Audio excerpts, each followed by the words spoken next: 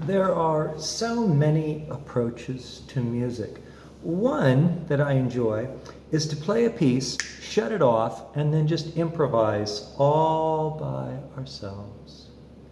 I'm playing the Big Daddy, which is a heavy-duty customized harp from the new firm Kettlewell Tunny, and on a Bulletini mic, and on a wireless. And so we're going to play a bit of Farewell Rhapsody by Andrea Antonella Nacci, and then the rest is just free play. And I may start it up to end the piece too. Here we go.